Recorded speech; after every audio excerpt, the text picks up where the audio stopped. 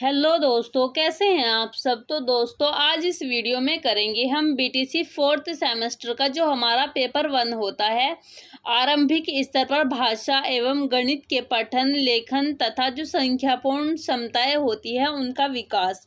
Paper 1 हमारा ये है। तो इसके जो MCQs इनके बहुविकल्पीय प्रश्न है वो आज हम इस वीडियो में करेंगे पेपर 1 के। तो सबसे पहले दोस्तों हम देखते हैं, पहला क्वेश्चन हमारा होता है लेखन शिक्षण का उद्देश्य है। सबसे पहले हमारा आता है लिखने के कौशल, बोलने के कौशल, पढ़ने के कौशल या फिर ये सभी। तो दोस्तों जैसा कि हमें लिखने से ही पता चल रहा है कि लिखने के बारे में है, तो लेखन जो शिक्षण होता है उसका उद्देश्य दोस्तों हमारा होता है लेखन जो कौशल होता है उनको विकसित करना। तो इसका सही आंसर है दोस्तों हमारा लेखन कौशल। फिर उसके बाद दूसरा हमारा आता है लेखन शिक्षण की मुख्य विधि है पेस्टोलॉजी, अनुकरण विधि, दोनों या फिर इनमें से कोई नहीं। तो इसका सही आंसर है दोस्तों दोनों, क्योंकि लेखन शिक्षण की हमारी जो विधियां होती हैं दोस्तों वह हमारी पेस्टोलॉजी विधि भी होती है और अनुकरण विधि भी होती है।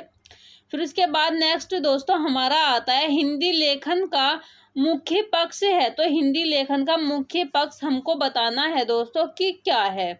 तो सबसे पहला हमारा आता है सुलेख, फिर आता है दोस्तों हमारा पाठ्य पुस्तक, फिर आता है भाषा संबंधी या फिर ये सभी। तो दोस्तों हिंदी लेखन का मुख्य पक्ष हमारा सुलेख भी होता है, पाठ्य वस्तु भी होता है, भाषा संबंधी भी होता है। तो इसका सही आंसर है दोस्तों हमारा ये सभी। फिर उसके बाद आता है मौन वाचन के प्रकार। तो मौन वाचन के प्रकार सबसे पहले हमारा आता है 3, 2, 4 या फिर इनमें से कोई नहीं। तो दोस्तों मौन वाचन के प्रकार हमारे 2 होते हैं, जिसमें पहला हमारा होता है दोस्तों गंभीर वाचन, फिर हमारा होता है त्वरित वाचन। गंभीर वाचन से तात्पर्य है कि जब किसी पुस्तक को या किसी भी चीज को हम गंभीरता पूर्वक पढ़ते हैं तो वही हमारा गंभीर वाचन होता है। त्वरित वाचन से तात्पर्य होता है कि जैसे हम अपने घर में अखबार पढ़ते हैं, पत्र पत्रिकाएं मनोरंजन के लिए पढ़ते हैं, मनोरंजन प्राप्त करने के लिए पढ़ते हैं, तो वह हमारा त्वरित वाचन होता है। फिर उसके बाद आइए दोस्तों देखते हैं आगे सास्वर वाचन के प्रकार। अब हमें बताना है कि सास्वर वाचन के प्रकार कितने होते हैं दोस्तों। तो इसका सही आंसर है दोस्तों सास्वर वाचन भी हमारे दोस्तों कितने प्रकार के होते हैं। तो इसका सही आंसर है दोस्तों हमारे 2। सास्वर वाचन भी और मौन वाचन भी हमारे 2 प्रकार के होते हैं। फिर उसके बाद आता है दोस्तों मौन वाचन का प्रमुख उद्देश्य क्या है। तो आपको बताना है कि जो मौन वाचन हम करते हैं, मौन वाचन से तात्पर्य है कि जब मुख से हम ध्वनि को बाहर ना निकाल कर मन ही मन किसी भी पाठ्य पुस्तक का जो है ना वाचन करते हैं, उसको पढ़ते हैं, तो उसका उद्देश्य क्या होता है। श्रवण क्षमता का विकास होता है या फिर वाचन क्षमता का विकास होता है, चिंतन मनन शक्ति का विकास होता है। तो दोस्तों इसका सही आंसर है कि जब हम मौन वाचन करते हैं तो उसका प्रमुख उद्देश्य दोस्तों हमारा होता है चिंतन मनन शक्ति का विकास होना। यानी कि जब हम किसी चीज को मन ही मन में पढ़ेंगे मौन होकर, तो उससे हमारी जो चिंतन मनन शक्ति होती है उसका विकास होता है। दोस्तों आगे देखते हैं। अब आता है दोस्तों हमारा भाषा की मूल इकाई क्या है। भाषा की मूल इकाई वर्ण है, स्वर है, शब्द है या फिर इनमें से कोई नहीं। तो दोस्तों भाषा की जो मूल इकाई होती है हमारी वह हमारी वर्ण होती है। ये एग्जाम में पूछा जाता है, हमारा जो हमारे आगे टेट लेवल के एग्जाम्स होते हैं उनमें भी पूछा जाता है। फिर उसके बाद आता है इनमें से कौन सा स्पर्श व्यंजन होता है। सबसे पहले हम जान लेते हैं दोस्तों स्पर्श व्यंजन की संख्या हमारी होती है दोस्तों 25। फिर इनमें से देखते हैं, मैंने आपको बताया था पहले भी, शायद आपने मेरी वीडियो देखी हो, हिंदी की है मेरी वीडियो वर्णमाला की, उसमें आप देख लेना।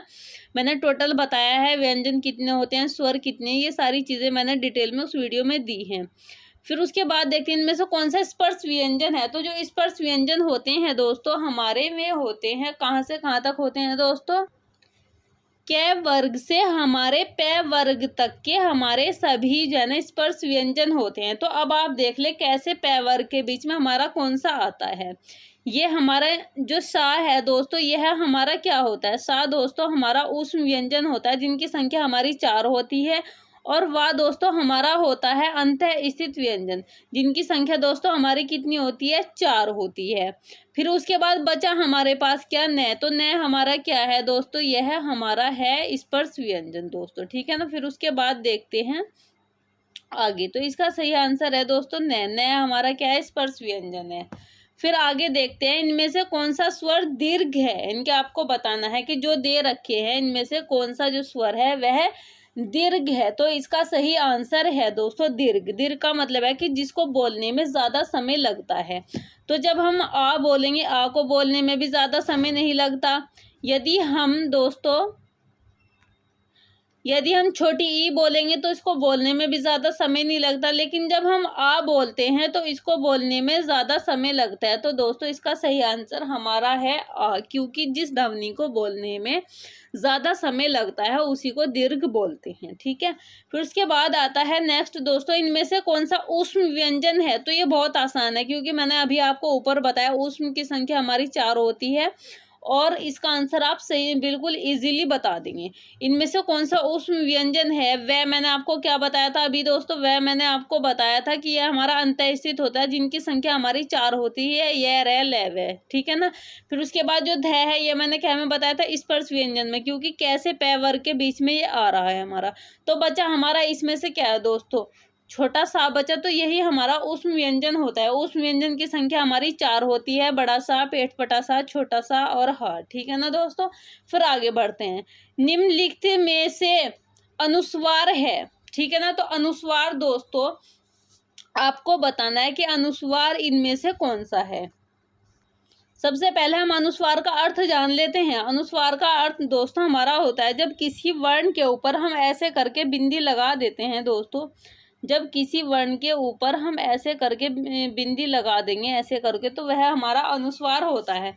और जब किसी वर्ण के बाद में ऐसे हम विसर्ग लगा देते हैं तो वह हमारा विसर्ग होता है दोस्तों, ठीक है ना। तो जब हमारी नाक से कोई वर्ण, जब हम किसी वर्ण का उच्चारण करते हैं और हमारी नाक से ध्वनि निकलती है, हमें महसूस होता है कि हमारी नाक से ध्वनि निकल रही है, तो वहाँ पर हमारा अनुस्वार होता है। जैसे अंग बोलेंगे, अंग बोलने में जो हमारी नाक है ना, इससे ध्वनि निकल रही है। ऐसे सिन है, बिंदी से आप इजीली पहचान जाएंगे। अंत है, तो दोस्तों ये हमारे सभी क्या है दोस्तों, ये सभी हमारे क्या है, अनुस्वार हैं। अंत भी और अंग भी और सिन भी। फिर उसके बाद आगे देखते हैं, निम्नलिखित में से विसर्ग है। विसर्ग मैंने आपको अभी बताया है ऊपर, इजीली आप बता देंगे। तो इसका सही आंसर दोस्तों हमारा क्या है, बताइए प्लीज कमेंट में। तो इसका सही आंसर है दोस्तों ये सभी, क्योंकि विसर्ग मैंने आपको बताया था दोस्तों कि विसर्ग क्या होता है, जब हम ऐसे करके बिंदी लगा देते हैं किसी वर्ण के लास्ट में तो वह हमारा विसर्ग होता है। और यहाँ पर इन सभी के लास्ट में हमारे क्या विसर्ग लगा हुआ है, तो इसीलिए यह क्या है, विसर्ग है। फिर उसके बाद आइए देखते हैं आगे, निम्नलिखित में से तत्सम शब्द है। सबसे पहले हम तत्सम का अर्थ जान लेते हैं दोस्तों। तत्सम शब्द उन शब्दों को कहा जाता है जो हमारे संस्कृत के शब्द होते हैं, और तद्भव शब्द जो हमारे हिंदी के शब्द होते हैं उनको कहा जाता है। तो इसमें देखते हैं कि संस्कृत का शब्द कौन सा है। तो हमारा दुग्ध है, दुग्ध को हम क्या कहते हैं, हिंदी में दूध कहते हैं, ठीक है ना। फिर हमारा दिवस है, दिवस को हम हिंदी में क्या कहते हैं दोस्तों, दिन कहते हैं। ऐसे ही हमारा अग्नि है, अग्नि को हिंदी में क्या कहते हैं दोस्तों, हम आग कहते हैं। तो इस प्रकार इसका जो आंसर है सही वह है दोस्तों हमारा सभी, क्योंकि सभी हमारे संस्कृत के शब्द हैं। फिर उसके बाद आता है दोस्तों नेक्स्ट, निम्नलिखित में से तद्भव शब्द क्या है। मैंने आपको बताया है कि जो हिंदी के होते हैं वो हमारे तद्भव होते हैं, जो संस्कृत के होते हैं वो हमारे तत्सम होते हैं। तो इसमें भी देखते हैं, सूरज हमारा क्या है दोस्तों, हिंदी का शब्द है। सात हमारा क्या है दोस्तों, संस्कृत में सात को हम सप्तम बोलते हैं और हिंदी में क्या हमारा सात है। फिर उसके बाद खीर है, तो ये सभी हमारे हिंदी के वर्ड हैं, तो इसीलिए इसका सही आंसर है दोस्तों ये सभी। फिर उसके बाद देखते हैं नेक्स्ट, निम्नलिखित में से देशज शब्द कौन सा है। तो देशज शब्द से तात्पर्य है जो हमारी बोलचाल की भाषा में बोले जाते हैं शब्द, उन्हीं को हम देशज शब्द कहते हैं दोस्तों। तो इसमें सबसे पहले हमारा आता है जूता, फिर उसके बाद दोस्तों हमारा क्या है, फिर है स्कूल, फिर आता है हमारा कटोरा, फिर आता है सभी। तो दोस्तों हमने देखा कि ये सभी वर्ड जो है ना हमारी बोलचाल की भाषा में बोले जाते हैं, तीनों वर्ड, ठीक है ना, जूता भी, पेड़ भी, कटोरा भी। तो इसका सही आंसर है दोस्तों ये सभी। फिर उसके बाद आता है नेक्स्ट, विदेशी शब्द है। तो विदेशी शब्द जो हमारे जो है ना दूर पार की मतलब जो शब्द होते हैं जो हमारी भाषा में प्रयोग होने लगे हैं उन्हीं को हम विदेशी शब्द कहते हैं। दोस्तों जो शब्द संसार की विभिन्न भाषाओं से आकर हिंदी में जिन्होंने स्थान पा लिया है उन्हीं को हम विदेशी शब्द कहते हैं। तो जैसे कि इसमें हमारा कोट, स्कूल, फ्रॉक, तो ये सभी दोस्तों हमारे विदेशी शब्द हैं। ये बहुत इंपॉर्टेंट क्वेश्चन है, ये आपके एग्जाम में बीटीसी में तो पूछे ही जाएंगे दोस्तों। इसके अलावा आपका सीटेट हो, यूपी टेट हो, सुपर टेट हो, उन सब में आपके ये पूछे जाते हैं। ये हिंदी में भी आते हैं, ये तो आपका यहाँ पर आरंभिक स्तर पर जो शिक्षा है उसमें पूछे जा रहे हैं, लेकिन ये आपके हिंदी में भी प्रयोग होते हैं। फिर उसके बाद देखते हैं नेक्स्ट, हिंदी हमारी मातृभाषा है। यह वाक्य आपको बताना है कि यह वाक्य हमारा विधानवाचक है, आज्ञावाचक है, फिर संदेहवाचक है या फिर इनमें से कोई नहीं है।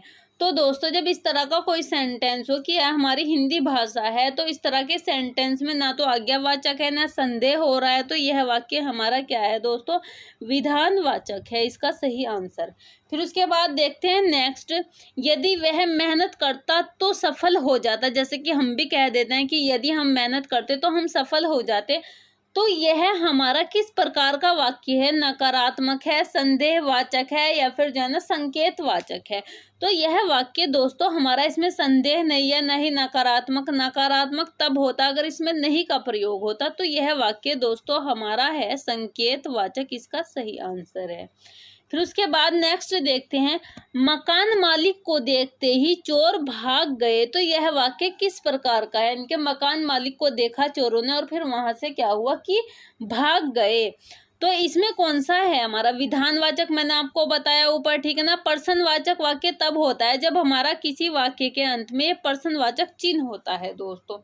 तो ये विधानवाचक वाक्य तो नहीं, क्योंकि मैंने आपको बता दिया विधानवाचक वाक्य कौन सा होता है। तो यह वाक्य दोस्तों हमारा है संदेहवाचक, क्योंकि जो मकान मालिक था उसको देखकर चोर भाग गए, क्योंकि उनको संदेह हुआ कि अब मकान मालिक आ चुका है और वह वहां से भाग गए। फिर उसके बाद आता है फोर्थ क्वेश्चन, वह उठ नहीं सकता, यह वाक्य है।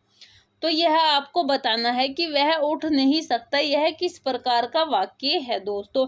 तो मैंने आपको बताया कि जब किसी वाक्य में हमारा नहीं का प्रयोग होता है तो वह दोस्तों हमारा नकारात्मक वाक्य होता है। तो इसका सही आंसर है दोस्तों हमारा नकारात्मक, ठीक है ना। तो इसका सही आंसर दोस्तों हमारा क्या है, नकारात्मक। फिर उसके बाद देखते हैं, अरे इतना लंबा पेड़, यह वाक्य है, इनका आपको बताना है कि अरे इतना लंबा पेड़ यह किस प्रकार का वाक्य है। जब हम वाक्य के अंत में ये हमारा होता है विस्मयादि बोधक चिन्ह, ठीक है ना। जब ये इस तरह का चिन्ह किसी वाक्य के शुरू में, अंत में, बीच में लग जाता है तो वह वाक्य दोस्तों हमारा विस्मयादि बोधक हो जाता है।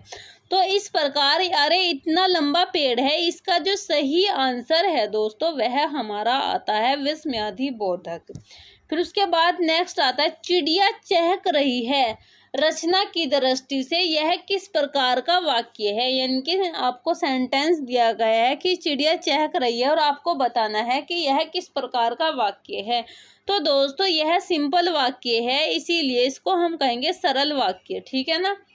फिर उसके बाद आगे देखते हैं दोस्तों, आज की वीडियो में इतना ही, और जो इसके एमसीक्यूज और भी काफ़ी सारे हैं वो हम नेक्स्ट वीडियो में आपको कराएंगे इंशाल्लाह। अगर आपको हमारी ये वीडियो अच्छी लगी हो तो प्लीज़ हमारे चैनल को सब्सक्राइब कीजिए, वीडियो को लाइक शेयर कमेंट कीजिए और कमेंट में बताइए कि आपको किस सब्जेक्ट से रिलेटेड वीडियोज़ चाहिए। Thank you.